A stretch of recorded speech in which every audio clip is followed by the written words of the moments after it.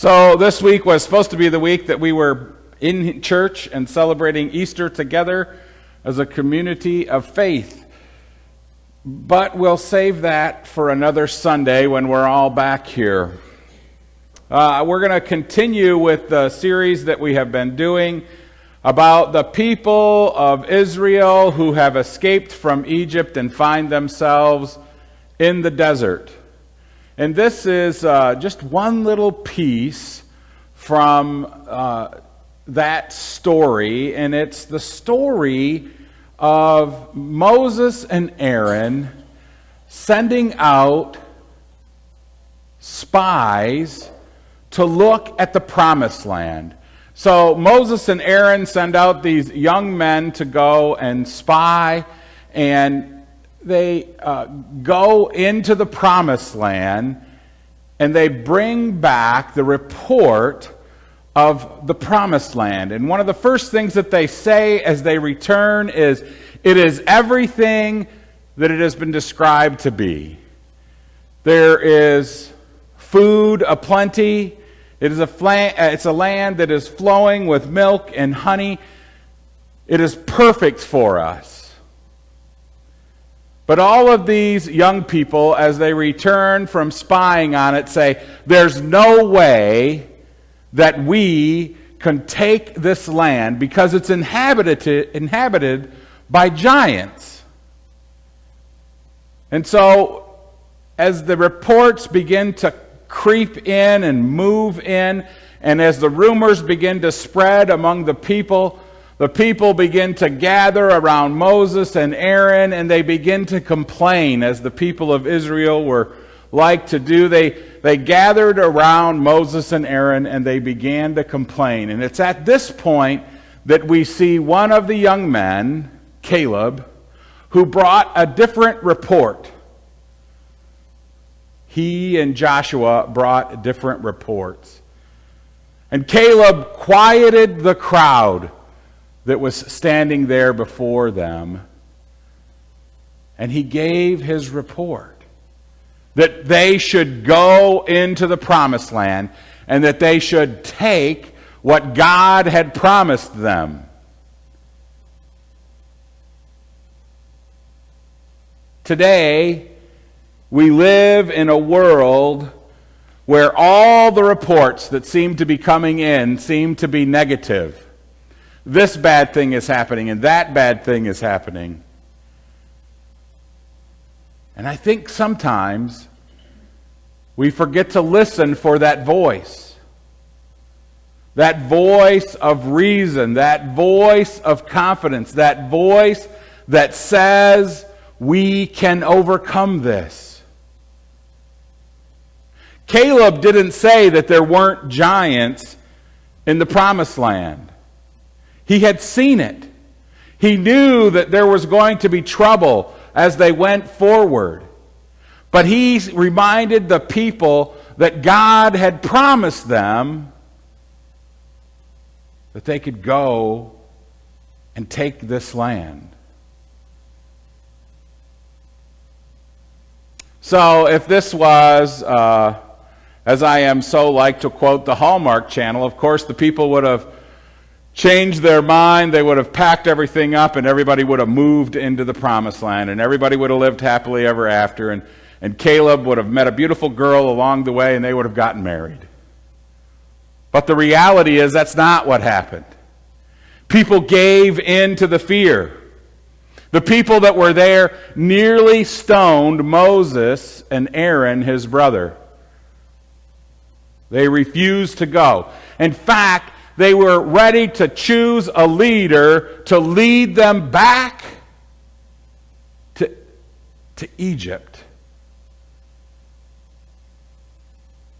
from where they were, because they thought being a slave would be better than dying battling giants. And so they were ready to stone Moses and Aaron, and they were ready to move back into slavery. Sometimes, as I'm watching, we hear voices of reason. We hear voices of hope. But sometimes those voices get drowned out. And sometimes we lose sight of the vision that God has given us. God's promise to the people of Israel is God's promise to us today. That God will be with us, and that God will support us. And that if we're faithful, that God will be faithful to us. That's the promise that we have as we face this unknown time. Things are beginning to restrict back. We got a little star this week. Little star that says we're close to being level 4. Athens had it last week. They lost their star this week. So, Allen County, I know you can lose your star this week, and we can get back to level 3, and then maybe in a couple of weeks back to level 2, and then we can get back into church here. But we have to listen to that voice of reason, and we have to not panic. Speaking of panic, I came across an interesting article this week. It was about toilet paper. Do you realize that there was an 875% increase in the demand for toilet paper during the beginning of this pandemic?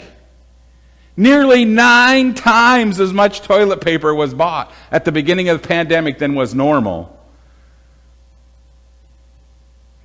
My mom would say something about that, but I don't think I can say anything about it in church. But I want to say to you, I hope you're keeping your toilet paper dry that you bought for the pandemic, because wet toilet paper is a dangerous thing. So just keep it dry as you store it in your home, and I hope the toilet paper industry is ready for a slowdown eventually at one point. Fear overtakes us, and we do strange things. We buy massive amounts of toilet paper or water or bread and milk.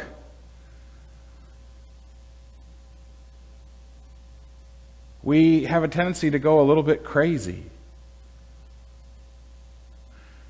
And we forget who we're supposed to be trusting.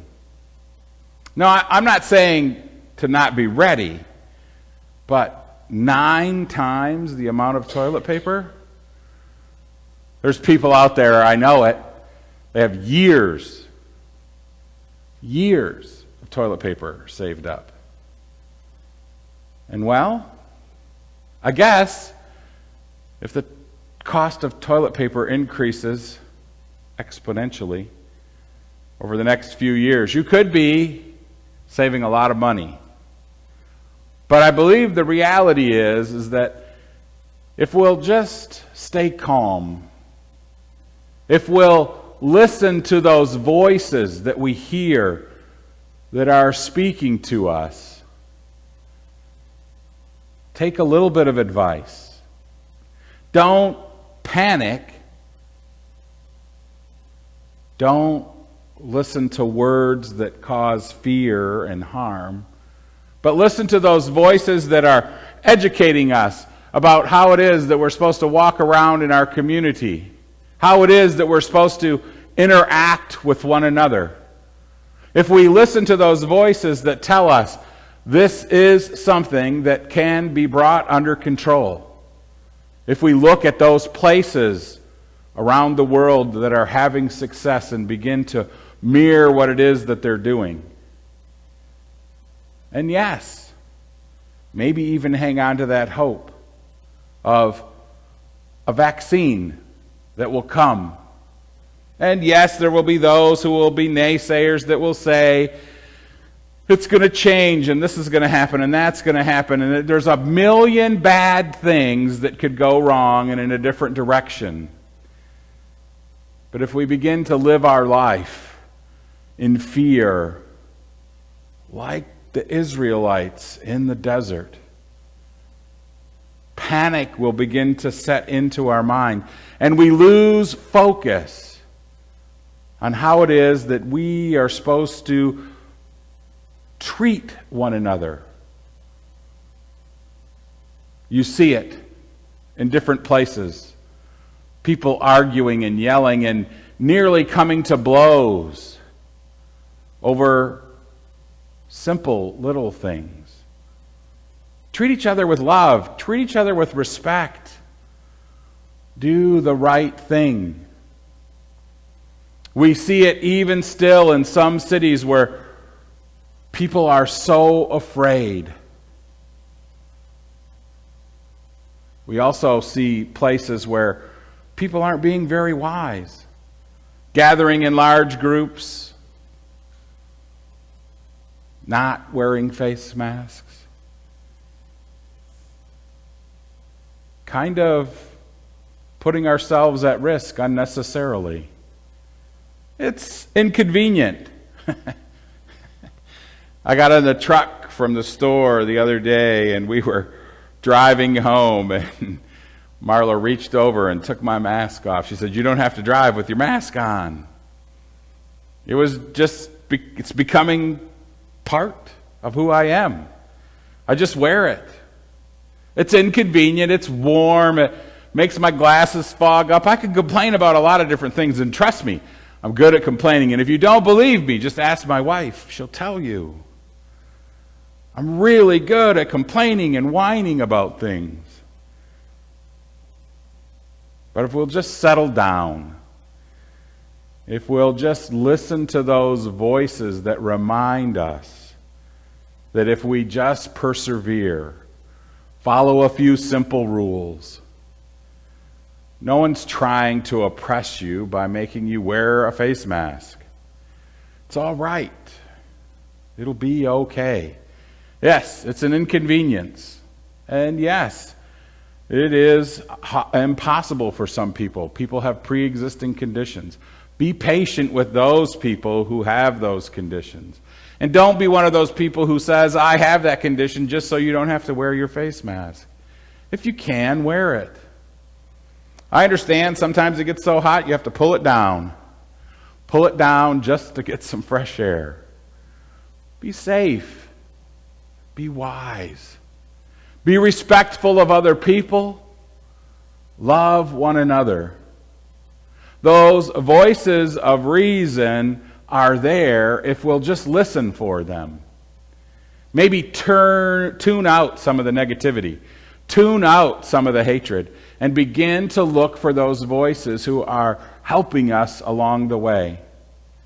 Who are saying words of wisdom that will lead us to a place where we can help one another. Where we can heal ourselves. Where we can begin to go through the steps that help us overcome this disease, this virus that's affecting us today. Because we will look back, I believe, and see this as a time when we overcame. It's hard to see in the midst of the trial, but I have confidence because, like Caleb, I believe the promise that God has given us. That God is with us. Now, will we conquer the giant? Maybe not conquer the giant, but we'll learn to live with the giant. We'll face that giant. And sometimes, just in the act of facing the giant isn't as large as we thought it was. Maybe it's time to just turn. Turn from panic and worry and hatred and anger. Share some love. Be at peace. Listen for voices of reason that help us see that there is a way forward. Caleb was that voice for Israel. They didn't listen to Caleb and Joshua. But eventually, 40 years later, when they went into the promised land, there were a few people who were still alive to see that. And two of them were Joshua and Caleb. And Caleb was given the land that he had spied upon because he had been willing to follow the promise that God had made. And so he was rewarded for his faithfulness. In the end of this, there will be voices, there will be people, there will be groups that we will see as leaders. And I hope that we as the church can be one of those voices of reason that helps, that does mission even in the midst of this virus, who gives meals to people who are homeless, who builds ramps or fences for families with needs, who helps a neighbor who is going in for surgery and maybe needs somebody to cut the grass, or maybe to go over and to feed an animal, or maybe to do a little grocery shopping. Be that person that helps and loves, even in the midst of fear.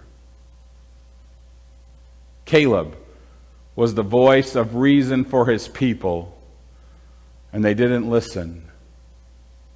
And how different their world could have been had they paid attention to that voice of reason. Listen for those voices of reason among us in our world today. Turn away from the fear and hold true to the promise of God to be with us wherever we go, even when we're facing giants. Will you pray with me? God of grace and mercy, we give thanks this day that you are with us. Lord, continue to be with us and continue to guide us in a way that you have for us. Put away our fear and give us the faith to follow. In Jesus' name, amen.